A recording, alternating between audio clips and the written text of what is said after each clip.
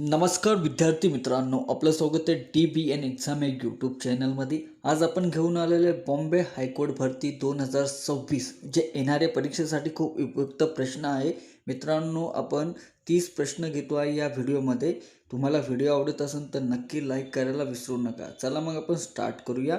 पहिला प्रश्न आहे मित्रांनो, 2026चा पद्मश्री पुरस्कार कोणाला देण्यात आलेला आहे?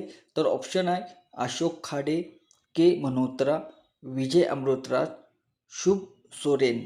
तर या प्रश्नाचे करेक्ट उत्तर ऑप्शन ए अशोक खाडे यांना 2026चा पद्मश्री पुरस्कार देण्यात आलेला आहे। त्यामुळे या प्रश्नाचे करेक्ट उत्तर ऑप्शन ए आहे।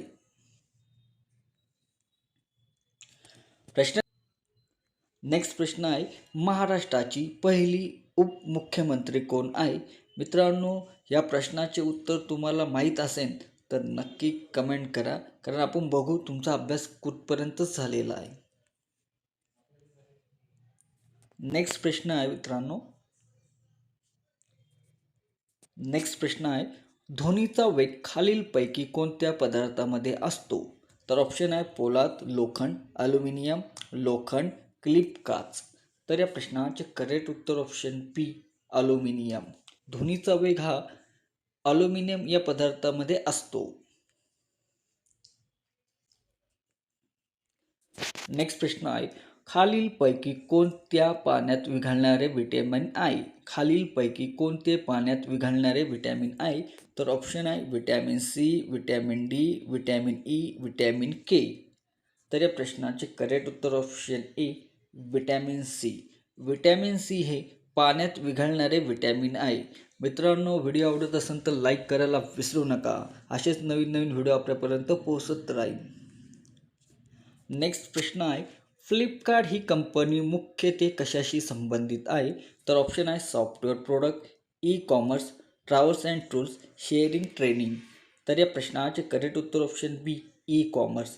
फ्लिपकार्ट ही कंपनी ई कॉमर्स या संबंधित आहे। त्यात आपण ऑनलाईन शॉपिंग या कुठलं पण प्रोडक्ट मागवू शकतात। नेक्स्ट प्रश्न आहे, UPIचा फुल फॉर्म काय आहे? Unified payment interface, union payment international, unified payment of India यापैकी नाही। तर या प्रश्नाचे करेक्ट उत्तर ऑप्शन एक आहे मित्रांनो, युनिफाईड पेमेंट इंटरफेस, UPIचा फुल फॉर्म।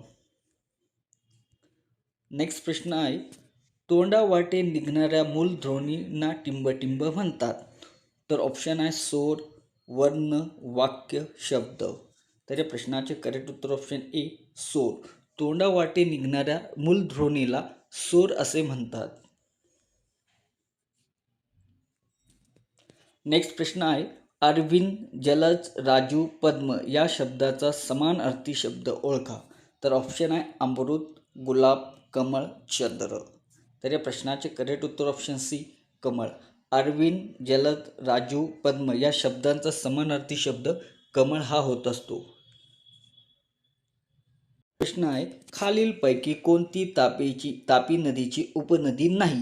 तर ऑप्शन आहे पूर्णा नदी, पांझरा नदी, दुधना नदी, गिरणा नदी। तर या प्रश्नाचे करेक्ट उत्तर ऑप्शन सी दुधना नदी ही तापी नदीची उपनदी नाही। पूर्णा, पांझरा, गिरणा ह्या तिन्ही तापी नदीची उपनदी आहे। नेक्स्ट प्रश्न आहे, गुरु शिखर खालीलपैकी कोणत्या पर्वतरांगेची सर्वोच्च शिखर आहे? तर ऑप्शन आहे छोटा नागपूर, अरवली, माळवा, पठाण, विंध्य। तर या प्रश्नाचे करेक्ट उत्तर ऑप्शन बी अरवली पर्वत। गुरु शिखर ही अरवली या पर्वतरांगेचे सर्वोच्च शिखर आहे।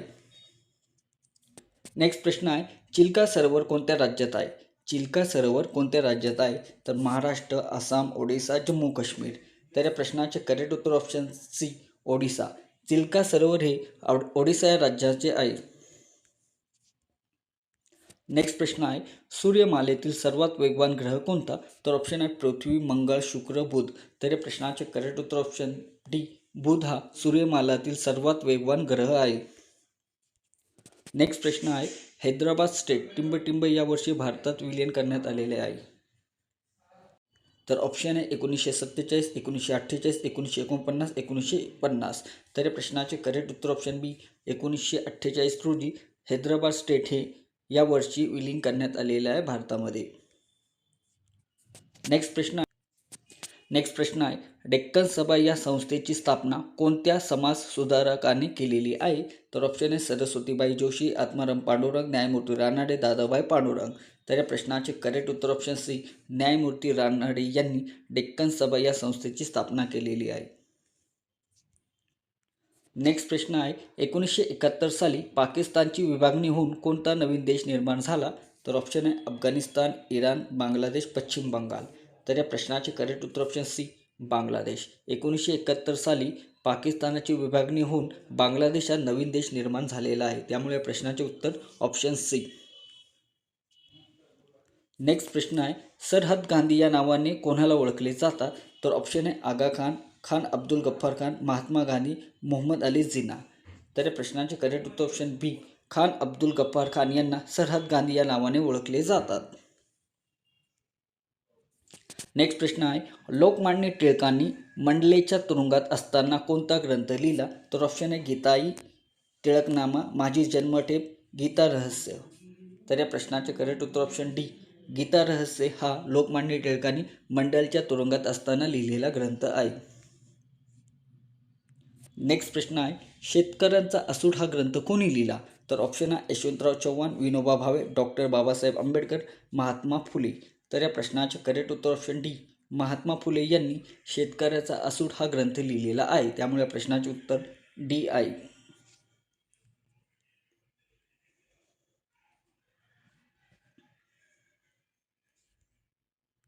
नेक्स्ट प्रश्न आहे चलो दिल्ली ही घोषणा कोणी दिली होती? तर ऑप्शन आहे जवाहरलाल नेहरू, चंद्रशेखर आझाद, राणी लक्ष्मीबाई, नेताजी सुभाषचंद्र बोस. तर या प्रश्नाचे करेक्ट उत्तर ऑप्शन डी, नेताजी सुभाषचंद्र बोस यांनी चलो दिल्ली ही घोषणा दिलेली आहे. नेक्स्ट प्रश्न आहे हंटर आयोग कोणत्या घटनेच्या नंतर स्थापन झालेला होता? तर ऑप्शन आहे काला कोठरी प्रकरण, जालियनवाला बाग हत्याकांड, बंगालची फाळणी, 1857चा उठाव. तर या प्रश्नाचे करेक्ट उत्तर ऑप्शन बी, जालियनवाला बाग हत्याकांड. हंटर आयोग ही जालियनवाला बाग हत्याकांड या घटनेनंतर स्थापन झालेला आहे.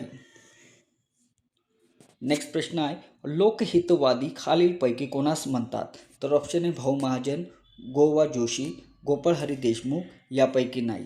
तर या प्रश्नाचे करेक्ट उत्तर ऑप्शन सी, गोपाळ हरी देशमुख यांना लोकहितवादी असे म्हणतात. नेक्स्ट प्रश्न आहे महात्मा फुले यांनी सत्यशोधक समाजाची स्थापना कधी केली? तर ऑप्शन आहे 24 सप्टेंबर 1873, 26 सप्टेंबर 1873, 24 सप्टेंबर 1875, 26 सप्टेंबर 1873.